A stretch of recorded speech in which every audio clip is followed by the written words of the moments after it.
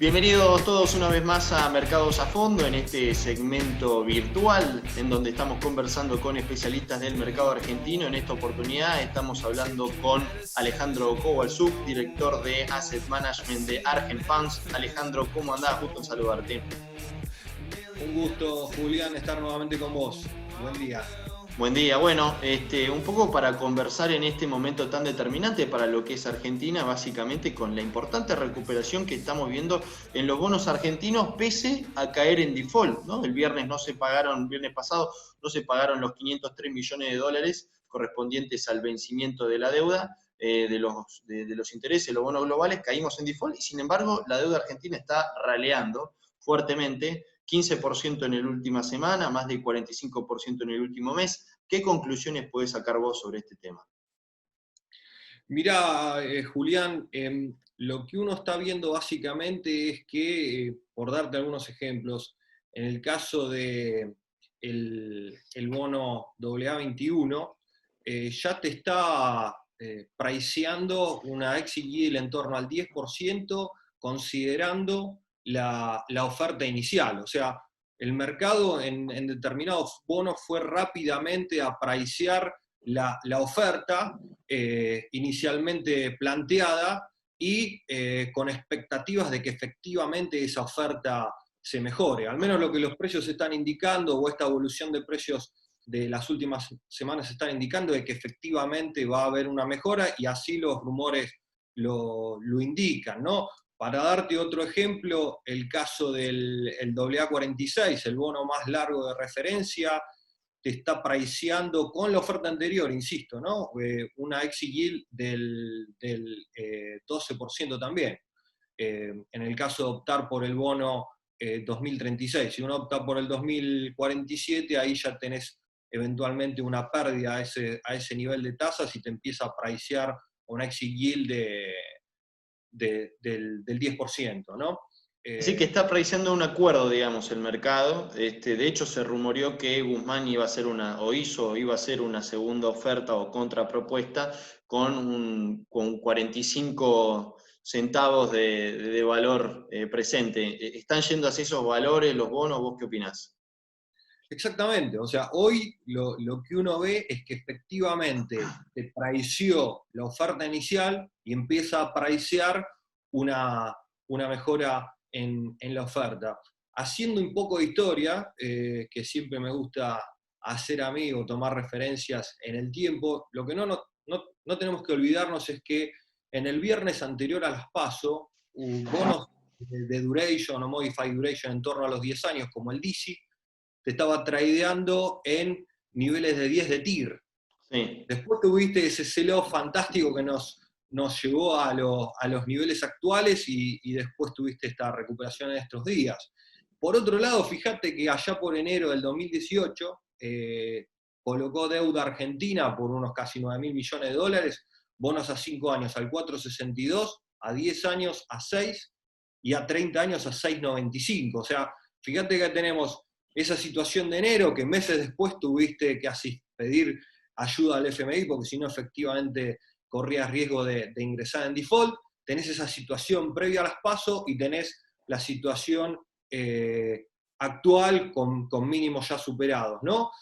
Ahora, la pregunta fundamental, y creo que es lo que se escucha y se viene escuchando hace tiempo, es el tema de sustentabilidad de la deuda, ¿no? Entonces, Sí. la pregunta es, ¿cuán sustentable era la deuda previo a las elecciones, a las PASO? ¿Cuán sustentable era la deuda allá por principio del 2018 y a posteriori cuando se acude al FMI?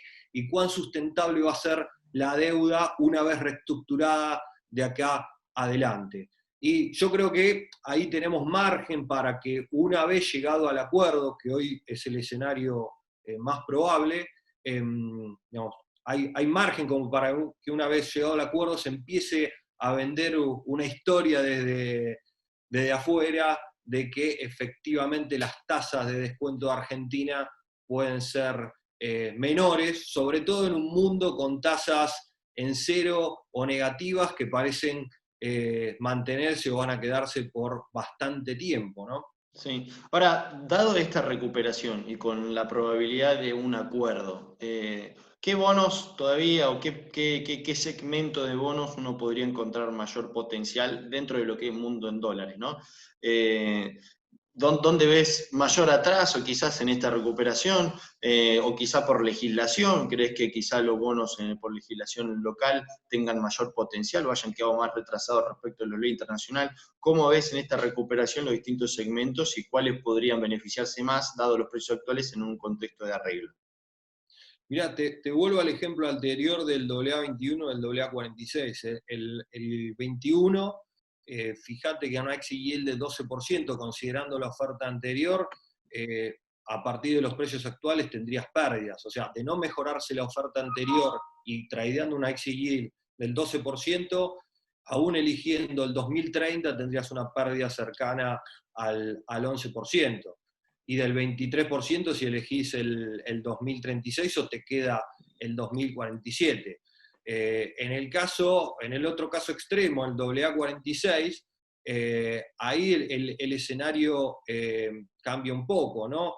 Con una exit yield del 12% estás en break-even, o sea, no tendrías esa pérdida.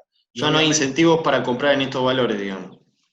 a ver, tendrías que buscar la parte más larga, porque la parte más corta ya te está descontando al menos la oferta actual. Y obviamente ante mejoras de la oferta, donde vas a tener un mayor nivel de recuperación, va a ser en la parte más larga, aunque obviamente la parte corta sigue manteniendo atractivo, ¿no?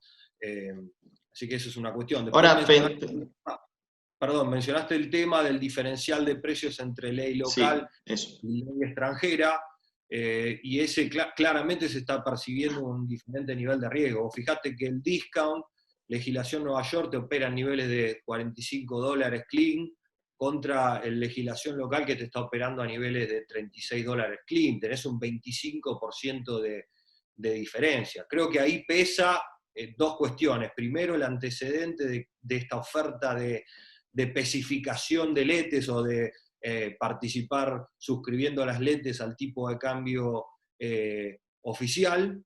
Y por otro lado, el hecho de que una eventual mejora por el lado de la oferta ley Nueva York puede implicar un ajuste por el lado de la ley local. Así que básicamente lo que se pone en duda es esa igualdad de trato entre una postura, entre una legislación y la otra.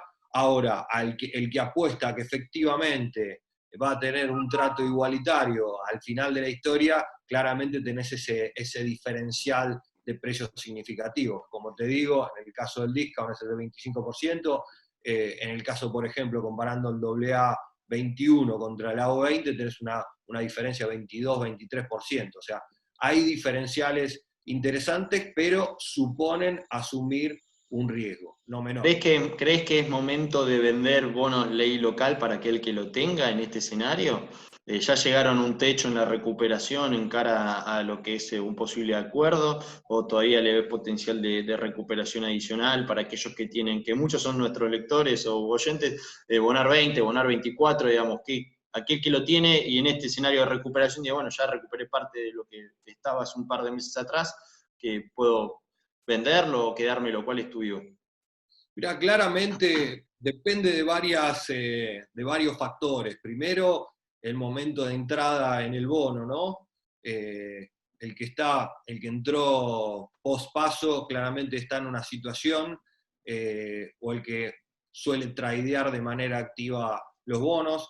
Claramente el que tomó posiciones en niveles bajos y sacó una ganancia interesante, que en cuestión de semanas tuviste rendimiento de 15-20% en algunos activos, claramente está para tomar algo de ganancia. El que está comprado desde el inicio y tiene posibilidad de mantener el bono, no tiene necesidades de liquidez, la verdad que es preferible mantener el bono. Como te digo, la oferta actual, o al menos la que ya está vigente, está preciada y se especula con una mejora en la oferta, lo cual implica que tengas ganancias o retornos adicionales.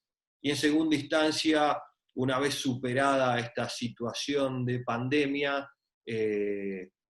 volver a preguntarse el tema de sustentabilidad de la deuda, si quedamos mejor en la foto de lo que estábamos en las PASO, siempre pensando a futuro, y con algunas dudas sobre todo por el lado de la existencia de un plan económico, pero sí en cuanto a el peso de la deuda y de los pagos que vamos a tener anualmente, y apostar a que efectivamente haya una compresión de tasa, como decía, en un mundo donde pareciera que vamos a transitar niveles de liquidez muy significativos de acá a los próximos años, ¿no? Te hago la última relacionada con la deuda antes de saltar a una pregunta sobre lo que es bonos locales. Tu escenario base entonces es de un arreglo incluso con la diferencia de 7 u 8 dólares que hay hoy en día entre el gobierno, que se pone una postura más de 45 contra 52, 53 de los acreedores. ¿Crees que esa brecha se puede todavía acortar? ¿Ese es tu escenario base de finalmente un acuerdo? Mirá, creo que yo lo hablé con varias veces con clientes, digo, si uno cree que hay voluntad de ambas partes de llegar a un acuerdo y se negocia de buena fe, creo que siempre el escenario base tiene que ser que efectivamente se va a acordar, ¿no? Entonces, uno tiene esos niveles de 55 que a lo mejor pretenden los acreedores, una oferta en torno a 48 que estaría arrimándose el gobierno. Yo creo que si existe efectivamente voluntad de ambas partes, en niveles de 50 podrías estar cerrando, y por eso se mantiene, o mantengo al menos ese escenario base.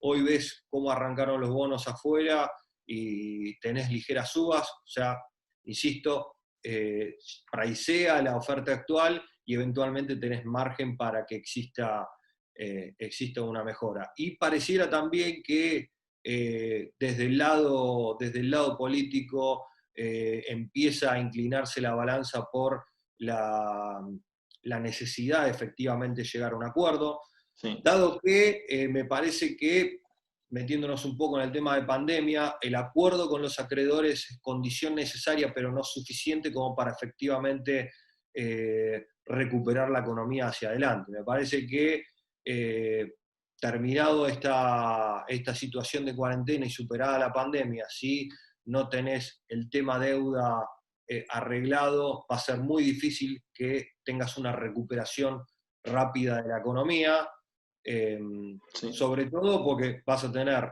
problemas de financiamiento de empresas, sobre todo de grandes empresas, y tenés una emisión monetaria muy significativa con un gasto público muy lanzado, o sea, tenés crecimiento del gasto público interanual en niveles superiores al 95%, con ingresos que te crecen al 14%, todo financiado con emisión monetaria. Empezás a ver que las reservas no son suficientes, el tipo de cambio lo tenés atrasado, de hecho, por eso, no, digamos, básicamente eso explica por qué, pese al cepo, seguís perdiendo 100 millones de dólares por día, o al menos Claro. el central tiene que salir a intervenir. Entonces, si vos no generás cierta expectativa positiva, al menos por el lado de la deuda, o cerrás ese tema, va a ser muy difícil reconstruir la economía hacia adelante con un excedente de pesos que va a ser muy difícil absorber en un escenario todavía más negativo que el actual. Ale, te hago la última pregunta, un poco salteando el tema de la deuda y yéndonos a la deuda en pesos. La verdad que la normalización de la curva en pesos fue muy buena, ¿no? Uno ve cómo están rindiendo los bonos SER. La verdad que, bueno, positivo todo este escenario de recuperación, pero bueno, los rendimientos siguen siendo bajos para una expectativa devaluatoria y una expectativa inflacionaria, ¿no? Entonces es como que, si bien recuperó mucho, todavía en cuanto a rendimiento sigue siendo, digamos, bajo, ¿no? Entonces, digamos, en este contexto, e incluso considerando el contexto de mayores restricciones del lado cambiario, ¿qué oportunidades ves de frente a, digamos, dentro de lo que es los bonos en pesos, y cómo estás percibiendo vos esta normalización de la curva argentina en moneda local? Mirá, dentro de la pata pesos, me parece que lo que tiene atractivo fundamentalmente es la parte de ser. O sea, claramente apostar a tasas fijas en un escenario que con inflación creciente y difícilmente digamos, la inflación desacelere. Tenés algunos factores estacionales relacionados con la pandemia y cuestiones que hacen a cómo pondera, temas técnicos que hacen en cuanto a cómo pondera cada rubro dentro del índice.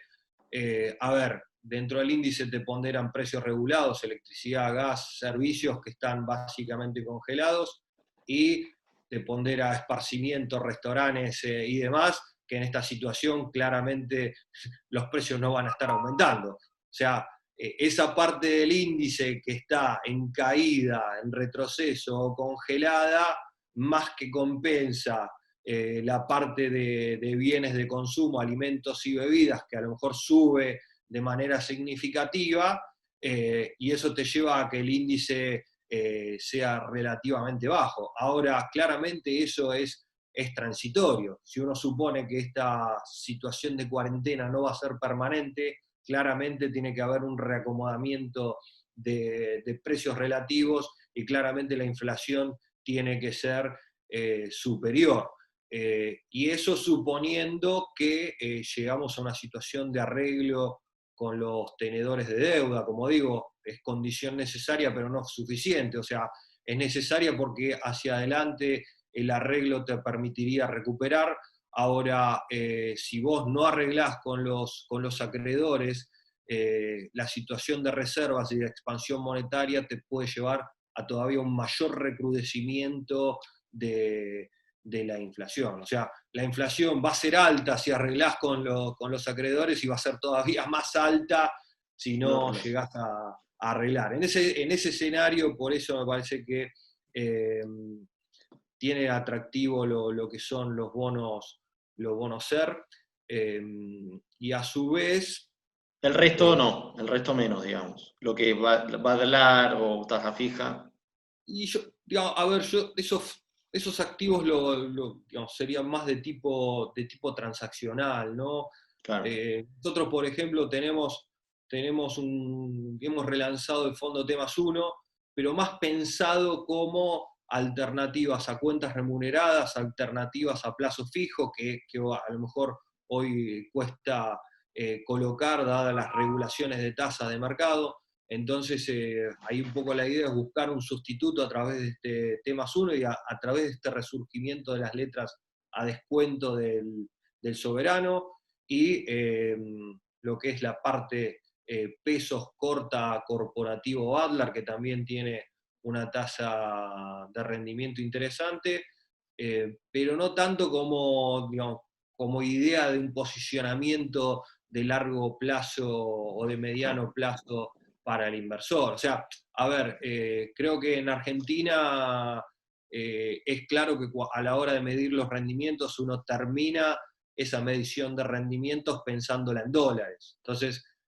la tasa fija o este tipo de instrumentos tienen atractivos si uno supone que toma la posición inicial y al cierre obtiene un rendimiento en dólares atractivo. Y claramente no estamos viendo ese escenario en la actualidad. Sí está ganando atractivo y hay interés por parte de los inversores de lo que son títulos y fondos Dollar Link, que nosotros también estamos relanzando uno de los fondos. Que bueno, el Dollar Link, si bien es pagadero en pesos, traquea o acompaña la variación del tipo de cambio oficial, que como te decía anteriormente, luce retrasado, visto y considerando que pese al cepo, uno está teniendo ventas por parte del central en el orden de los 100 millones de dólares. Cuando uno va al... Perdón, sí, perdón, Julián. No, más que nada para redondear, sí, bueno, obviamente se han acotado las alternativas y han resurgido otras que quizás estaban dormidas en épocas de no cepo. Así que bueno, Ale, muchísimas gracias por tu tiempo, muy interesante. Bueno, y entonces esperemos que finalmente haya un acuerdo y que, bueno, un poco las cosas se terminen relajando, ¿no?